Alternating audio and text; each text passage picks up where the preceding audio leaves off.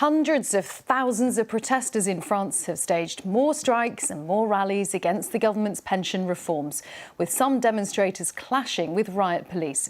People are angry after legislation to raise the retirement age in France from 62 to 64 was forced through by President Emmanuel Macron's government. Our Paris correspondent Lucy Williamson reports.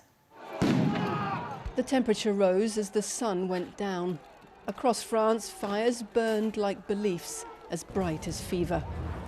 Young protesters with their rocks and bottles disappearing in clouds of tear gas fired by riot police in Bordeaux, in Nantes and in Paris.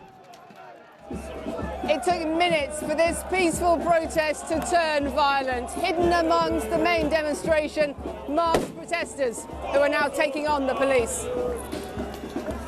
Running through the lines of police, the white and black helmets of the specialist units known as Brav M, rapid reaction teams tasked with stamping out trouble. A new target for protesters after growing allegations of abuse. A video emerged last week apparently showing Brav M officers hitting a protester in the face. And an audio recording appears to have captured threats, intimidation and racist insults against a group of student protesters. Next time, you won't be going to the police station, you'll be going to the hospital, one officer is heard saying. Salome was one of them. She's since filed a complaint and was back out protesting. It's important to have policemen that are able to contain violence and to protect people. But in that case, the violence was against us. They were not protecting us. We must have been protected from them. That is really worrying to me. The protests across France were, as usual, largely peaceful and smaller than last week.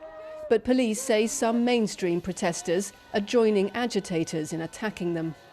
After the COVID, after everything that happened to France, the inflation and everything, people start to be really tense.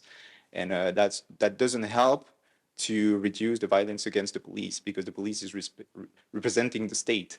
So in a way, when you attack the police, you might feel you're protesting against the state. Fires are burning across France as President Macron struggles for a way out of this crisis, with political negotiations frozen and the streets on fire. Lucy Williamson, BBC News, Paris.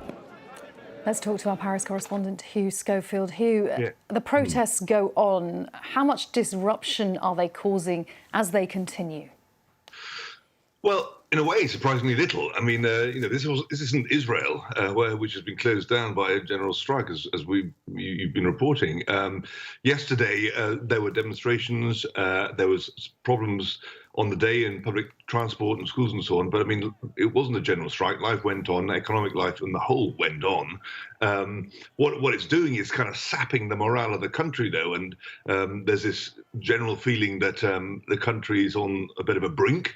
And that this is going nowhere, that every week or so there is another day like this in which violence is becoming more normal, and that, underlying it all is a political crisis and a kind of state of political paralysis, which is condemning the country into sort of decline. So the crisis is less to do with, declining GDP or, economic figures being hit or anything like that. It's much more to do with the state of the country and the feeling that we're, this is just digging into a deeper and deeper morass.